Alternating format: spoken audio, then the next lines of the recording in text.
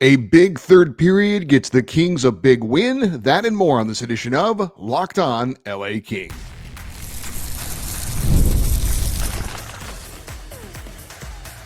You are Locked On Kings, your daily podcast on the Los Angeles Kings. Part of the Locked On Podcast Network, your team every day. Hey, Kings fans, welcome to Locked On LA Kings, part of the Locked On Podcast Network, your team every day. Thanks for making Locked On LA Kings your first listen every day. We are free and available wherever you get your podcasts and on YouTube. I'm Eddie Garcia, your host of Locked On LA Kings. I've worked in sports media for the past 30 years, also co-host of the Puck Podcast, a weekly NHL review show that's been putting out content for the past 18 years, and a passionate LA Kings fan for over 30 years. The LA Kings were back in action in Game 2 since the Four Nations break, Game 2 of their mini 3-game homestand, as they hosted the top team in the Pacific Division, the rival Vegas Golden Knights. Game 55 of the 82-game regular season. Kings were coming off a 5-3 win against the Utah Hockey Club on Saturday. Checking the Kings lineup in this one, LA continuing with that 11-7 setup, 11 forwards and 7 defensemen. Top line of Anze Kopitar with Adrian Kempe and Alex Turcotte. Second line of Phil Deneau with Warren Foegele and Trevor Moore. Third line of Quinton Byfield with Alex Laferriere and Kevin Fiala. And a fourth line of Trevor Lewis with Tanner Jeannot, and then a rotating cast of wingers. Akil Thomas would be the one forward that was a healthy scratch. The defensive pairings, Mikey Anderson and Vladislav Gavrikov on the top pairing. Joel Edmondson and Drew Doughty, the second pairing. Jacob Moverara and Jordan Spence, the third pairing, with Brant Clark as the extra defender. Kyle Burrows was the one defenseman that was a healthy scratch. Darcy Kemper would be the starter in net, and David Riddick would serve as the backup. The big question for me going into this game, would the Kings win a statement-type game and gain ground on the top team in the Pacific Division? As for the game summary in this one, things started well for LA. We talked about how important it usually is for the Kings to get that first goal, and they would get the first goal of the game and take a 1-0 lead on a power play goal from Trevor Moore, his 9th of the season.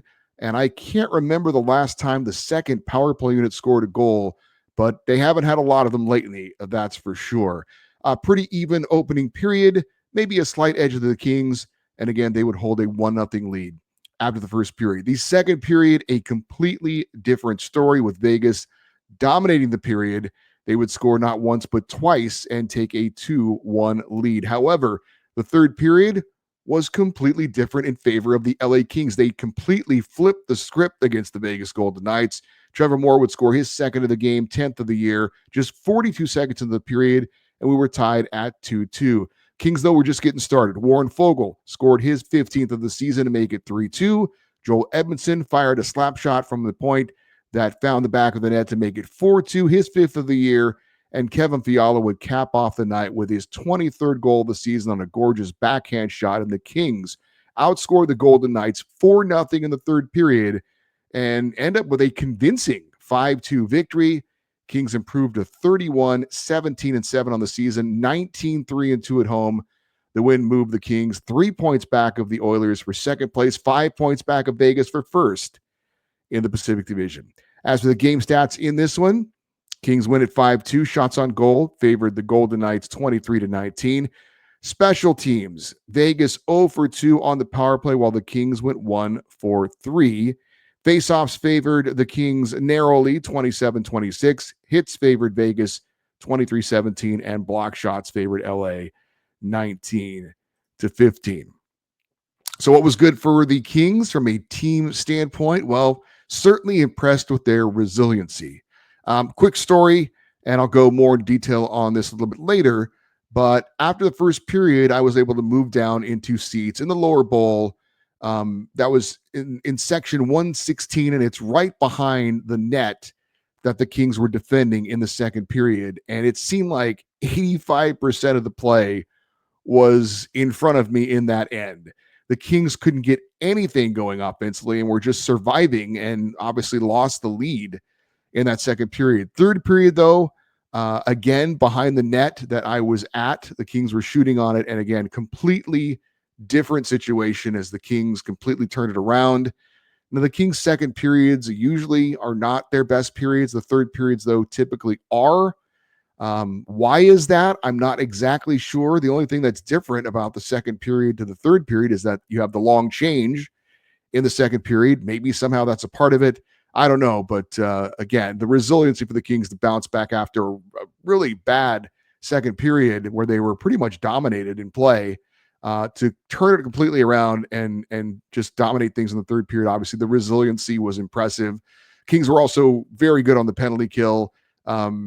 We talked about it on the preview show on Monday that the Kings needed to at least be even in the special teams battle. Well, it turned out they were +1 in the special teams battle, so that was pretty big.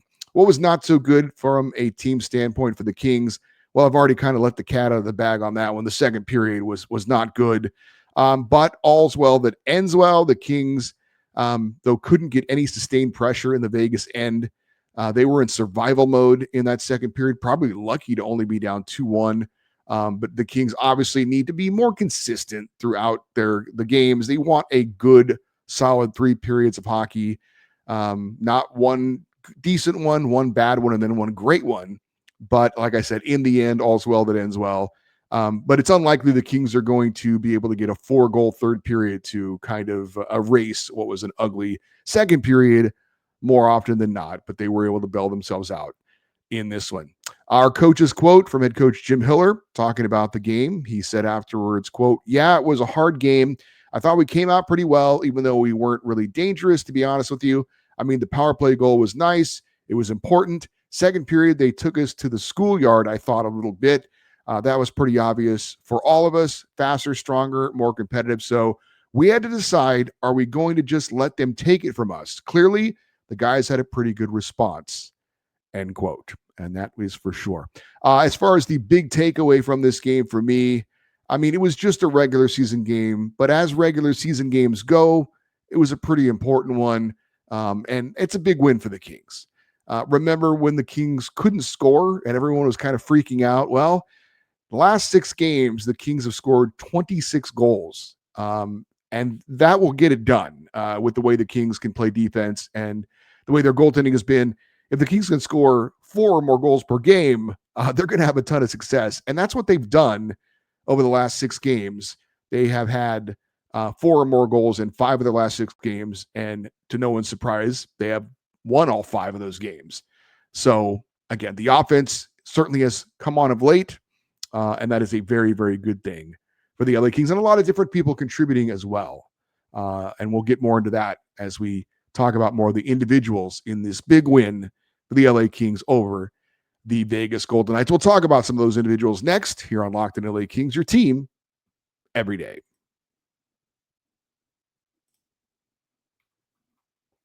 You realize your business needed to hire someone yesterday. How can you find amazing candidates fast, easy? Just use Indeed. When it comes to hiring, Indeed is all you need.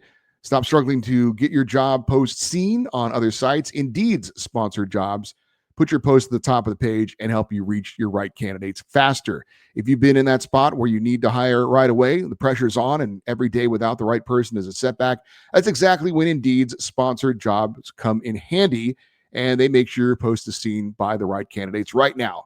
And now you can speed up your hiring process with a $75 sponsored job credit. Just go to Indeed.com/lockedon right now and support our show by saying you heard about Indeed on this podcast. Terms and conditions apply. Hiring, Indeed, is all you need.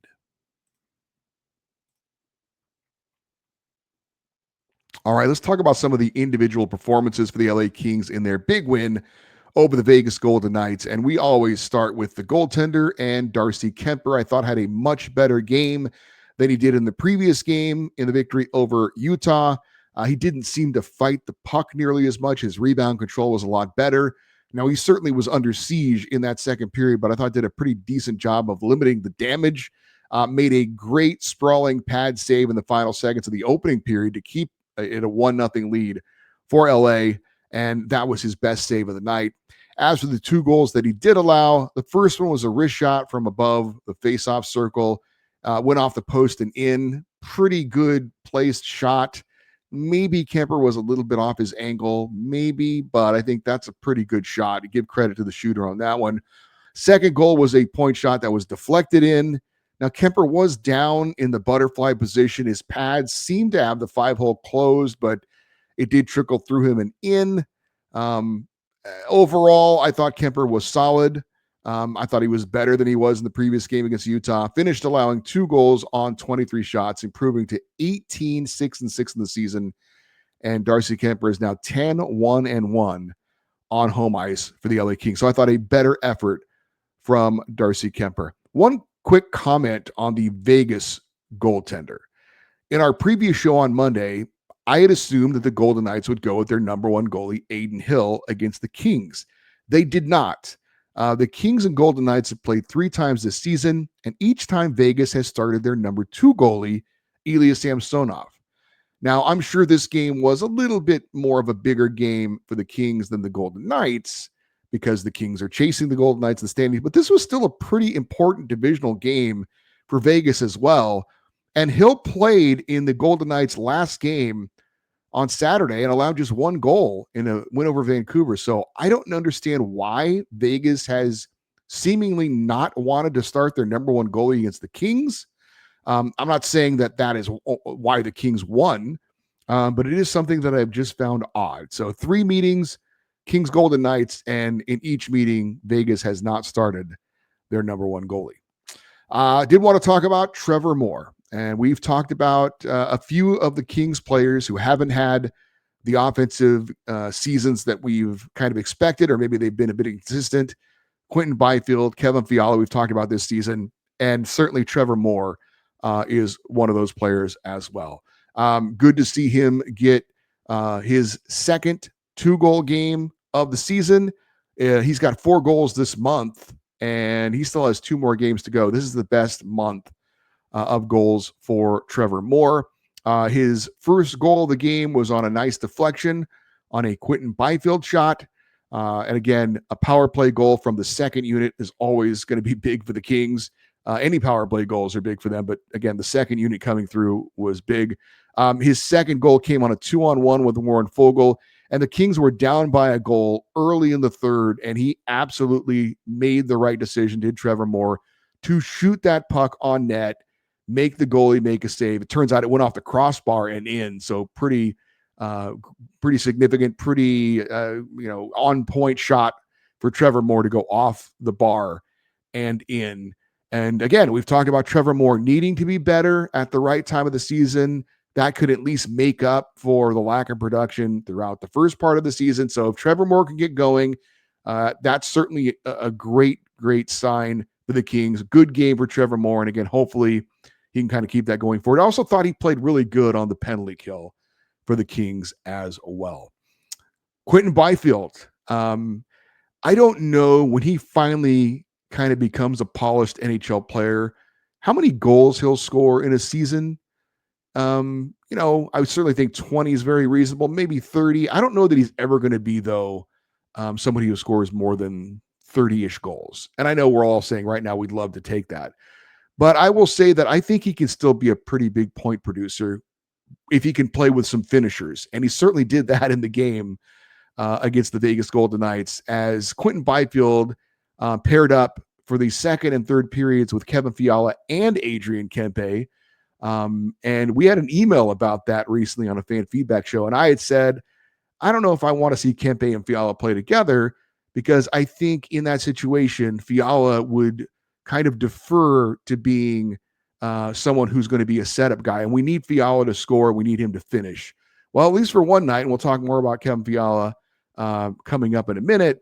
But he was that in this game. But again, Quentin Byfield is kind of the focus here. But he playing with Kevin Fiala and Adrian Kempe is an interesting pairing if they keep it going forward, an interesting line if they keep it going forward. Not sure they're going to, but at least for one night, it was pretty fun to watch. And by the way, Byfield finished with a career-high 4-point night with 4 assists. He had the primary assist on the Trevor Moore goal. That was the power play goal that his shot was deflected in. Primary assist on the Warren Foegele goal, a beautiful pass from Quentin Byfield on that Foegele goal. Had secondary assists on the Joel Edmondson and the Kevin Fiala goals as well. Afterwards, Quentin Byfield was talking to the media and said this about his career night. Quote, it's a long season. There's a bunch of ups and downs, but my recent play has been a lot better, I think. Just kind of reconnecting with Kev, and it's either laugh or tonight. We got juice on our line too. Just the chemistry that me and Kev have is really building. We're clicking right now. It's just hockey is fun right now, and we're just trying to play our best. End quote. And yes, certainly lately, and I think part of the reason why Kevin Fiala has played so well is that he's gotten some pretty good chemistry going with Quentin Byfield. 4-assist night for Q. Speaking of Kevin Fiala, is there some way we can convince him that the month of February actually lasts the rest of the season? Kevin Fiala in February, pretty decent. 7 games, 7 goals. And that is the most goals of any month for Kevin Fiala in a season. And that is, oh, by the way, with 2 weeks off in February for the Four Nations face-off. Remember, we used to be talking about good Kevin or bad Kevin. Well, in February, it's great Kevin. And his goal in this one against Vegas was absolutely gorgeous. A beautiful move around a defender and then a back shot into the top corner of the net. Highly skilled goal for Kevin Fiala. And we talked about Trevor Moore, the Kings needing him to be better down the stretch. We need Kevin Fiala to continue how he has played of late down the stretch. And if so, obviously that could be huge for the Kings. Warren Fogle, talked about him scoring a goal. He had a nice setup for Anze Kopitar that almost resulted in a goal, but finishing off that Quentin Byfield goal, a great pass from Q, and then he's able to make the move around the goalie who's, I don't know if the goaltender thought that Byfield pass was maybe a shot, but he reacted to it, and Fogle was able to take that pass and put it into basically an open net. So good to see Warren Fogle, who's been a solid player all year for the Kings, getting a goal. And always great to get a goal from the blue line. And we saw Joel Edmondson with a slap shot. It was a knuckle puck, a flutter puck. He didn't get all of it. He got a lot of it, but didn't get all of it. And it was just kind of spinning end over end. And those are kind of hard to read for a goaltender. Kevin Fiala was in front as well to try and provide a bit of a screen. But always good to get a goal from one of your defensemen. And speaking of defense, Brandt Clarke was a topic of conversation after the last game against Utah. There was a lot of hand-wringing among some Kings fans over him just having 7 shifts and playing 15 minutes and 15 seconds in that game against Utah. That was compared to the 15 shifts and over 12 minutes each to Jordan Spence and Jacob Moverar. And while I don't know that it was that big of a deal to me, I do agree that the distribution of ice time amongst those 3 guys probably should be a lot more even though Brandt Clarke is the 7th defenseman in that 11-7 setup. And Jim Hiller said as much after the win over Utah. He said that, yes, Brandt Clarke needs to get some more ice time. So was the adjustment made in the game against Vegas? The answer was yes. This time, Brandt Clarke played 12 shifts, had 8 minutes and 13 seconds of ice time. Jordan Spence played 10 shifts and actually had just a little bit more ice time than Brandt Clarke did, 9 minutes and 32 seconds. And Jacob Moverar played 14 shifts. He had 12 minutes and 42 seconds. So I think, again, a much better distribution of the ice time for those, the final 3 defensemen of that 7 kind of rotation that's going on. I think the top 4 guys, pretty obvious, they're going to get the lion's share of the time, but it doesn't mean that the bottom 3 guys can't have a little bit more even distribution. And I thought they did that in the win over Vegas. Checking the team leaders for the Kings against Vegas. 4 different Kings players had multi-point nights, led by Quentin Byfield's 4-point game. Trevor Moore, Adrian Kempe, Warren Fogle each had a 2-point game. Quentin Byfield, Philip Deneau, Warren Fogle, Adrian Kempe, Drew Doughty, and Joel Edmondson were all a +2 on the night. Trevor Moore led the Kings with 4 shots on goal. Tanner Jeannot and Mikey Anderson led the Kings in hits with 3 apiece. Jacob Moverar led the team in block shots with 5. And Drew Doughty led the Kings in ice time, 23 minutes and 55 seconds. By the way, a happy belated birthday now to Philip Deneau and Jordan Spence, who both had birthdays on February the 24th. Philip Deneau turning 32 and Jordan Spence turning 24. So happy birthday to those guys. I'm sure it was a little bit more of a happier birthday with the big win over the Vegas Golden Knights. Real quick, I did want to give a couple of stats. Sometimes when former Kings are playing on the other side, I like to kind of let you know how they did. Former Stanley Cup winner Tanner Pearson, part of the 70s line back in the day. He has played in 55 games for Vegas this year. He's got 9 goals and 19 points. Didn't have a point for Vegas in the loss on Monday. And former Kings defenseman Braden McNabb scored one of the 2 goals for Vegas. He's played 58 games for the Golden Knights this year with 4 goals and 13 points. He's a plus 31 on the season. That's not bad. But fortunately, those 2 guys went out losers in their return to Los Angeles.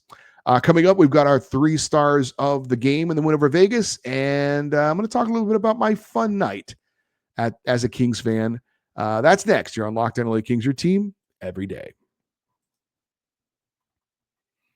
The NBA action is just getting started, and there is no better place to get in on that action than with FanDuel, America's #1 sports book. With FanDuel, you can place live bets throughout the game, so even if you miss the opening tip or you want to bet on a fourth quarter comeback, you can stay in on the action.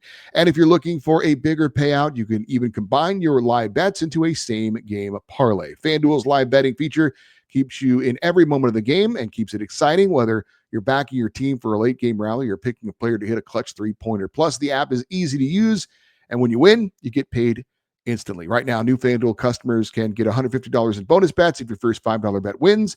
Just visit FanDuel.com and join today. That's FanDuel.com for your shot at $150 in bonus bets. Make every moment more with FanDuel, the official sports betting partner of the NBA.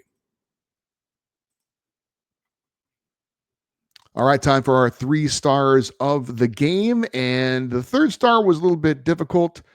There were certainly 2 players I had in mind. Both of them had 2-point nights.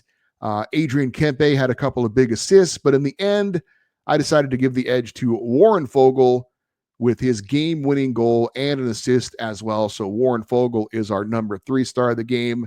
The number 2 star is Quentin Byfield with his career night, 4 assists for Q, and the number 1 star with 2 goals in the victory, Trevor Moore. So again, Warren Fogle, Quentin Byfield, Trevor Moore are 3 stars of the game in the big win over the Vegas Golden Knights.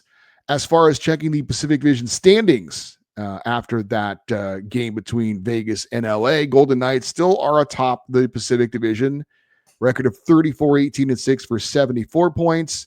So they don't gain any ground or put any distance between them and second place Edmonton. The Oilers are 34-19-4 for 72 points, so just 2 points back of Vegas. The Kings now 31-17-7 for 69 points, so 3 points back of Edmonton for second place. LA has 2 games in hand on the Oilers, and the Kings are now 5 points back of Vegas for first in the division, and the Kings have 3 games in hand on the Vegas Golden Knights. So there are the opportunity for the Kings to make up some ground with those extra games they have against the 2 teams they're chasing. The Canucks did not play on Monday. Only 2 games in the NHL, and the Kings and the Golden Knights were one of them. The other one was Winnipeg and San Jose. But the Canucks 26-20-11 for 63 points. So now they're now 6 points behind the Kings for third place in the division. And Vancouver's played 2 more games than LA. The Canucks holding on to the final wildcard spot in the West. So again, an important win for the Kings, knocking off the first place team in the division, gaining some ground on the teams ahead of them, and distancing themselves a little bit as far as the team like Vancouver that is chasing them. Speaking of the Canucks, Kings versus Vancouver in their next game coming up on Wednesday. That one not quite as big as the matchup against the Golden Knights, but still another important divisional game coming up for the LA Kings. I wanted to give a shout out to a couple of supporters of this show, Brian in Mission Viejo and Joe, who I stupidly forgot to ask where he was from. But I think you guys probably know by now that while I want this show to be very professional and I want to give you obviously good information and good opinions, the heart of the show, though, basically is a Kings fan talking to other Kings fans. And I've said it before.